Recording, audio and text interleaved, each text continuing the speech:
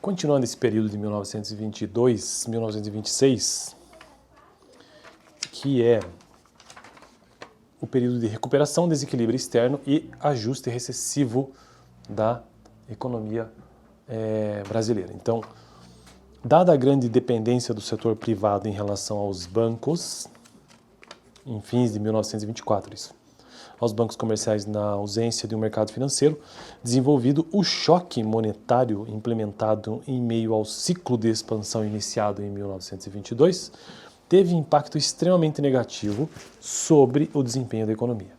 Seus efeitos sobre os níveis de atividade corrente foram severos. A produção industrial, que se recuperava fortemente desde 1922, estagnou em 1925 e 1926.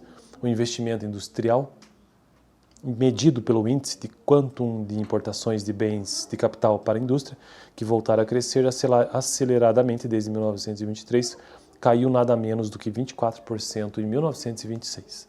Não obstante o seu alto custo em termos de perdas de produto e de emprego, o interlúdio deflacionário de 1925-26 atingiu seus principais objetivos. Por um lado, a taxa de câmbio apreciou-se abruptamente em mais de 40% entre agosto e outubro de 1925.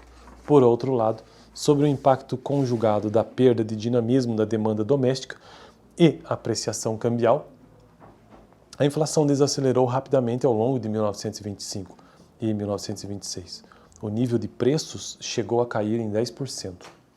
Deve ser notado, entretanto, que a recuperação da posição externa brasileira em fins do governo Bernardes, porque esse período de 1922 e 1926 é o período do Arthur Bernardes. Então houve uma recuperação, né? Inclusive esse período de 1922 e 1926 é conhecido, né? Justamente por ser um período de recuperação, desequilíbrio externo, ou seja, maior importação do que exportação, e ajuste recessivo, ou seja, corte de gastos, política fiscal de cortes e política monetária também, para que pudesse recuperar a economia. Deve ser notado, entretanto, que a recuperação da posição externa brasileira em fins do governo Bernardes, que terá, como discutido na próxima sessão, grande influência para a formulação da política econômica de Washington Luiz, que é o que vem em seguida. Era um reflexo da impressionante recuperação dos fluxos de comércio e investimento internacionais iniciadas em meados da década.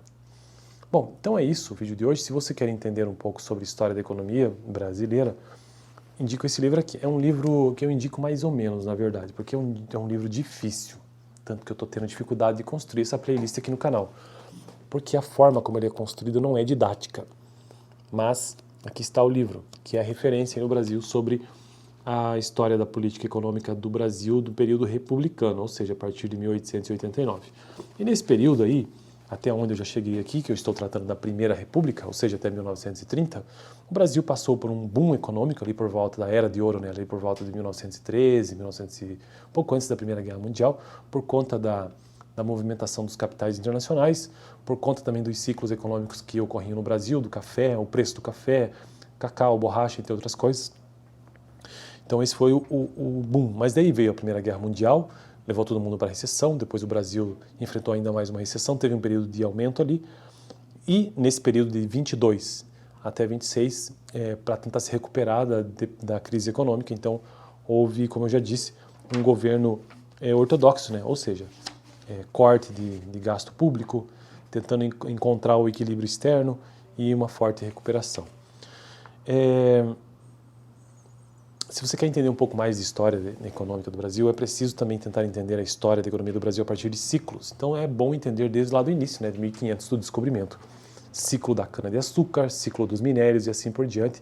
E aqueles ciclos locais também. Aqui no Paraná mesmo houveram alguns ciclos, né? Ciclo da erva mate é um deles. E seria o ideal, né, entender o Brasil como um todo. Mas eu escolhi este livro aqui porque ele começa tratando sobre os ciclos, sobre a história econômica do Brasil a partir da República, que dá para entender melhor as políticas econômicas por conta dos presidentes, né, dos ministros da Fazenda, os ministros da Economia. Mas o ideal não, o ideal é você começar já desde lá de trás, como é na faculdade de economia. Eu também indico esse livro que eu já mostrei, né, Ordem e Progresso, a Ordem do Progresso, na verdade, e também a própria PUC-PR, que é uma excelente universidade. Eu não fiz economia aqui, mas fiz administração de empresas e atualmente faço letras. Deixa eu pegar uma informação do início do livro, que eu não sei se vai estar fácil aqui, mas eu acho que sim. Esse período, vamos ver, Presidência da República.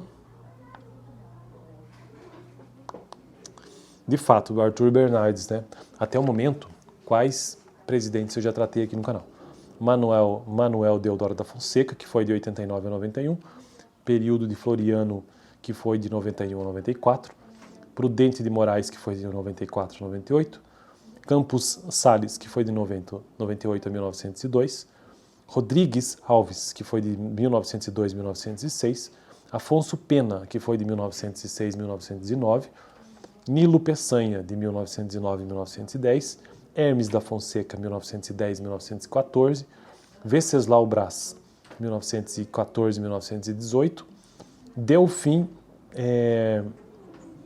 Moreira, 1918 a 1919, Epitácio Pessoa, 1919 a 22, e atualmente estou em Arthur Bernardes, 1922 a 1926. O próximo é o Washington Luiz Pereira de Souza, Washington Luiz, que vai de 26 a 1930, que é o próximo assunto do próximo vídeo, inclusive.